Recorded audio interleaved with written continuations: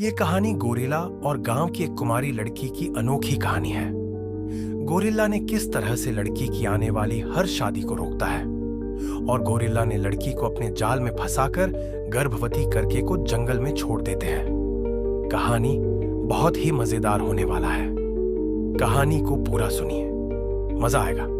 घने जंगल के किनारे बसा एक छोटा गांव जिसका नाम शांतिपुर था। इस गांव का जीवन सादगी से भरा था कि घर, कच्ची सड़कें और चारों ओर हरियाली।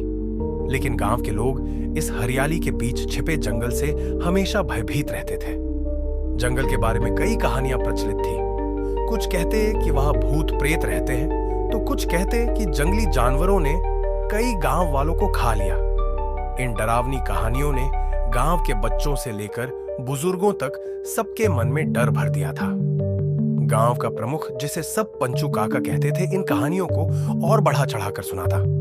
वह गांव वालों को जंगल में जाने से रोकने के लिए कहता।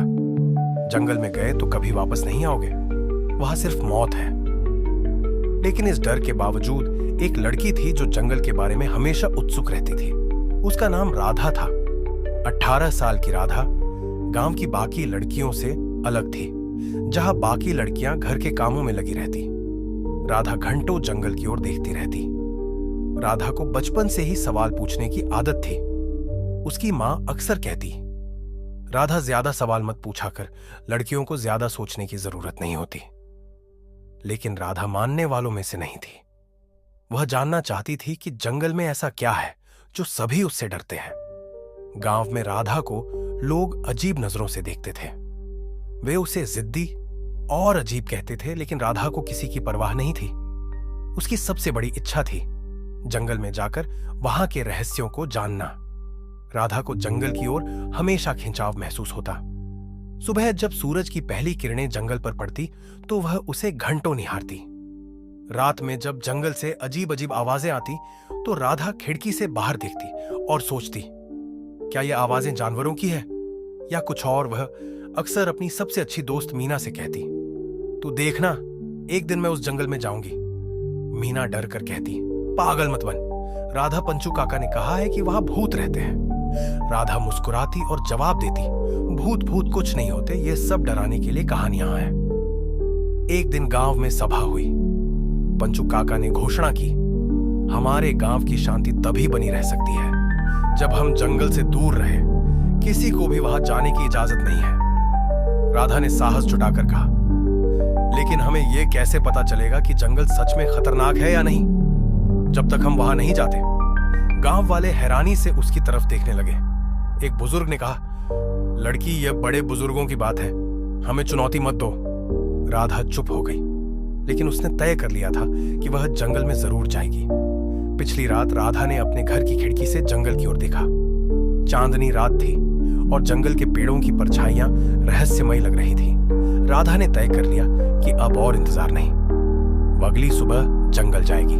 सुबह जल्दी उठकर उसने अपनी छोटी सी टोकरी में रोटी, पानी और कुछ जड़ी बूटियां रखी। उसकी मां ने पूछा, इतनी सुबह कहां जा रही है?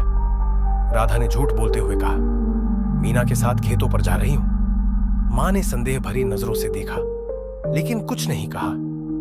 राधा ने धीरे धीरे गांव की सीमा पार की और जंगल की ओर बढ़ने लगी। उसके दिल में डर और उत्साह दोनों थे। जंगल में कदम रखते ही राधा को एक अजीब सी गंध महसूस हुई। यह गंध गीली मिट्टी और पत्तों की थी। चारों तरफ ऊंचे ऊंचे पेड़ थे, जिनकी शाखाएं आपस में इतनी गुथी हुई थी कि सूरज की रोशनी भी मुश्किल से अंदर आ पा रही थी। राधा ने धीरे धीरे चलना शुरू किया। हर कदम पर उसे कुछ नया दिखता। कहीं कोई रंगीन पक्षी गा रहा था तो कहीं झाड़ियों में कुछ सरसराहट हो रही थी। कितना सुंदर है यह जंगल, उसने मन ही कहा। लेकिन जैसे जैसे वह आगे बढ़ती गई, जंगल और घना होता गया। उसे महसूस हुआ कि यह सुंदरता के साथ साथ थोड़ा डरावना भी है। हर आवाज अब उसे और चौकन्ना कर रही थी। चलते चलते राधा ने देखा कि वह गांव से काफी दूर आ चुकी है। उसने इधर उधर देखा और सोचा, अब वापस लौटने का कोई रास्ता नहीं है, मुझे आगे ही बढ़ना होगा। तभी झाड़ियों से अचानक कुछ तेज आवाजें आई। राधा रुक गई, का दिल जोर से धड़कने लगा। शायद कोई जानवर है, उसने सोचा। वह डर के बावजूद झाड़ियों की ओर बढ़ी। पीछे उसने एक छोटे से हिरण को देखा जो भागने की कोशिश कर रहा था। हिरण को देखकर उसकी जान में जान आई। मैं पागल हो रही हूं, हर चीज को खतरनाक समझ रही हूं, उसने खुद को समझाया। जंगल में कुछ और घंटों तक घूमने के बाद राधा को थकान महसूस होने लगी। उसने एक पेड़ के नीचे बैठकर अपनी टोकरी से रोटी निकाली और खाने लगी। तभी उसे फिर से झाड़ियों में हलचल सुनाई दी, लेकिन इस बार आवाज तेज और भारी थी। यह किसी छोटे जानवर की नहीं लग रही थी। राधा ने झाड़ियों की ओर ध्यान से देखा। उसने देखा कि एक बड़ा गोरिल्ला बाहर निकल रहा था। वह गोरिल्ला करीब 6 फीट लंबा था। उसकी आंखें चमक रही थी और वह दर्द से कराह रहा था। राधा डर से पीछे हट गई। उसने पहली बार इतना बड़ा जानवर देखा था। गोरिल्ला ने भी राधा को देखा। वह कुछ कदम उसकी ओर बढ़ा, लेकिन उसके चेहरे पर मासूमियत थी। राधा ने देखा कि गोरिल्ला के पैर से खून बह रहा था। शायद उसे किसी शिकारी के जाल से चोट लगी थी। गोरिल्ला ने राधा को देखा और धीरे धीरे बैठ गया। वह करा रहा था, लेकिन उसकी आंखों में ऐसा कुछ था जिसने राधा को डरे हुए होने के बावजूद उसके पास जाने का साहस दिया। राधा ने अपनी टोकरी में रखी जड़ी बूटियों को निकाला और सोचा, शायद मैं इसकी मदद कर सकती हूं। गोरिल्ला ने गुर्रा हुए उसकी तरफ देखा, लेकिन फिर चुप हो गया। उसने राधा को रोकने की कोशिश नहीं की। राधा ने उसके पैर की चोट को साफ किया और जड़ी बूटियों से पट्टी बांध दी। यह काम करते वक्त उसके हाथ कांप रहे थे। लेकिन गोरिल्ला ने उसे चोट नहीं पहुंचाई।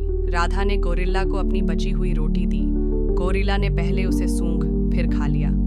राधा को यह देखकर खुशी हुई कि वह उसे अपना दुश्मन नहीं समझ रहा। तुम सच में डरावने नहीं हो, लोग तुम्हारे बारे में गलत सोचते हैं, राधा ने कहा, मानो गोरिल्ला उसे समझ सकता हो।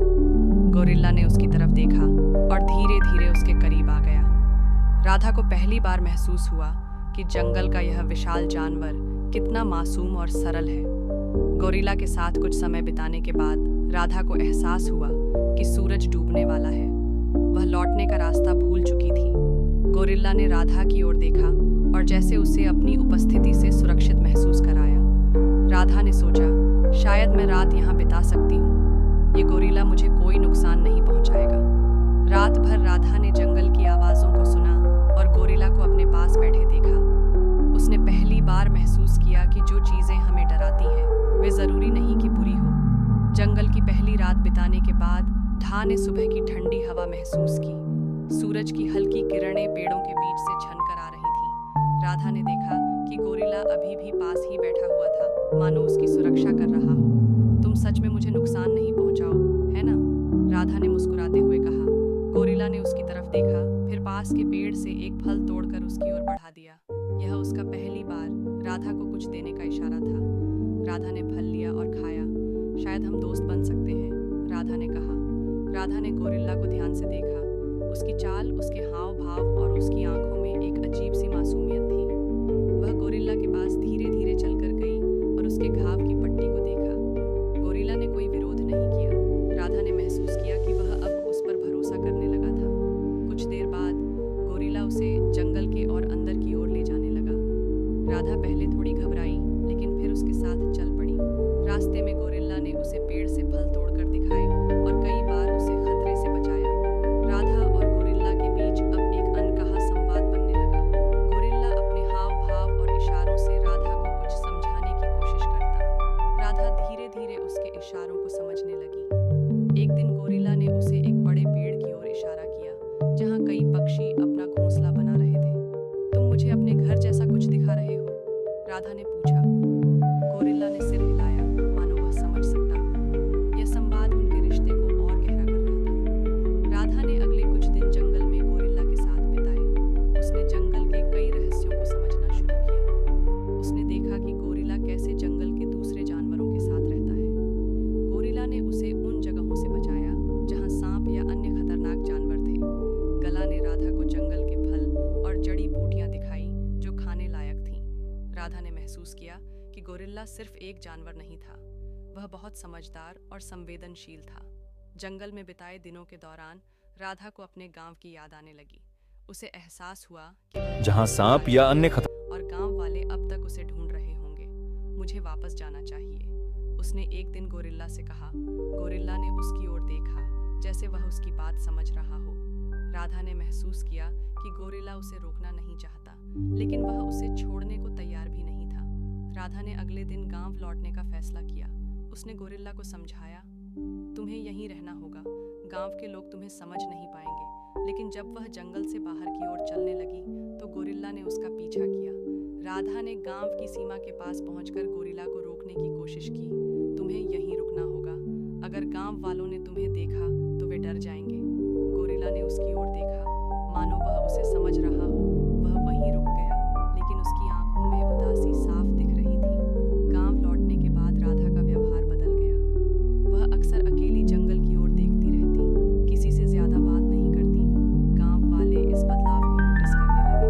राधा का दिमाग ठीक नहीं लग रहा। एक बुजुर्ग महिला ने कहा, पंचू काका ने भी कहा, ये लड़की जंगल में गई थी, जरूर कुछ गड़बड़ हुई है। राधा के माता पिता ने भी उससे सवाल किए, तू जंगल में क्या देखने गई थी, वहां क्या हुआ? राधा ने बस इतना कहा, कुछ नहीं माँ, मैं ठीक हूँ। लेकिन उसकी आंखों में छुपा रहस्य हर किसी को खटक रहा था। जंगल में गोरिल्ला भी राधा को याद कर रहा था। वह राधा की गंध को पहचानते हुए धीरे धीरे गांव की सीमा तक पहुंच गया। एक दिन गांव के कुछ बच्चों ने राजा को जंगल के पास देखा और डर कर गांव में आकर बताया, एक बड़ा जानवर जंगल से गांव की ओर आ रहा है। यह सुनकर गांव में अफरा तफरी मच गई। पंचू काका ने तुरंत घोषणा की, यह कोई साधारण जानवर नहीं है, यह जंगल की बला है जो हमारे गांव को नुकसान पहुंचाने आई है। हमें इसे खत्म करना होगा। राधा ने जब गांव वालों की बातें सुनी तो वह डर गई। वह समझ गई कि गांव वाले राजा को मारने की योजना बना रहे हैं। उसने अपने माता पिता से कहा, उन्हें रोकिए, वह जानवर किसी को नुकसान नहीं पहुंचाएगा। माँ ने गुस्से में कहा, तू चुप रह, यह बड़े लोगों का काम है, तुझे कुछ नहीं पता। राधा ने अपने दोस्त मीना से मदद मांगी। मीना, मुझे जंगल जाना होगा, मुझे उसे बचाना है। मीना ने डरते हुए कहा, तू पागल है राधा, अगर गांव वालों को पता चला कि तू उसकी तरफ है तो वे तुझे भी नहीं छोड़ेंगे। लेकिन राधा ने बिना किसी की परवाह किए जंगल की ओर दौड़ लगा दी। जंगल के पास राधा ने गोरिल्ला को ढूंढ लिया। गोरिल्ला ने उसे देखते ही खुशी से गुड़ाया और उसकी ओर बढ़ा। राधा ने उसे गले लगाया और कहा, तुम यहाँ क्यों आए? तुम्हें गांव वालों से खतरा है।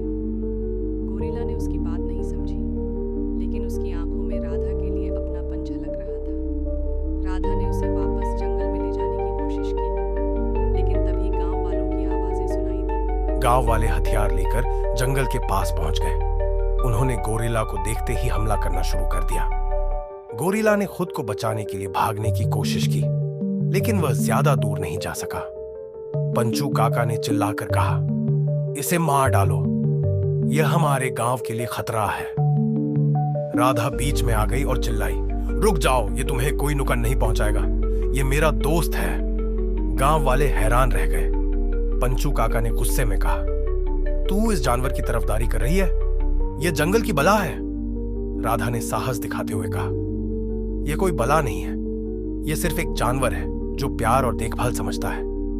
मैंने इसे घायल अवस्था में देखा था और इसकी मदद की थी, यह मुझे कभी नुकसान नहीं पहुंचाएगा। गांव वाले पहले तो राधा की बात मानने को तैयार नहीं थे। उन्होंने गोरिल्ला को घेर लिया, लेकिन गोरिल्ला ने किसी पर हमला नहीं किया। उसकी शांत चाल और राधा के साथ का दृश्य देखकर कुछ गांव वालों ने कहा, शायद यह सचमुच बुरा नहीं है। लेकिन पंचू काका ने अपनी ताकत को चुनौती महसूस की। वह नहीं चाहता था कि गांव वाले राधा की बात सुने। उसने चुपके से अपने आदमियों को इशारा किया और कहा, इसे जंगल से बाहर करो, यह यहां के लिए खतरा है। पंचू काका और उसके आदमी गोरिल्ला पर हमला करने की तैयारी करने लगे। राधा ने यह देखा और गोरिल्ला से कहा, तुम्हें भागना होगा, यह लोग तुम्हें नहीं समझेंगे। गोरिल्ला ने राधा की बात समझते हुए जंगल की ओर दौड़ लगा दी। राधा ने गांव वालों को रोकने की बहुत कोशिश की, लेकिन पंचू काका की जिद के आगे वह हार गई। गोरिल्ला जंगल में भाग गया, लेकिन राधा को छोड़कर जाना उसके लिए आसान नहीं था। राधा ने दूर से उसे जा हुए देखा और उसकी आंखों से आंसू बहने लगे। उसने मन ही मन सोचा, मैं तुम्हें फिर से देखूंगी, ये वादा है। गांव वालों ने सोचा कि उन्होंने खतरे को टाल दिया है, लेकिन राधा जानती थी कि राजा कभी भी उनके लिए खतरा नहीं था। गोरिल्ला के जंगल में भागने के बाद राधा के जीवन में खालीपन आ गया। वह हर दिन जंगल की ओर देखती, उम्मीद करती कि शायद राजा फिर से लौट आए, उसने अपने माता पिता से बात करनी कम कर दी और गांव वालों से दूरी बना उसकी आंखों में हमेशा उदासी झलकती थी।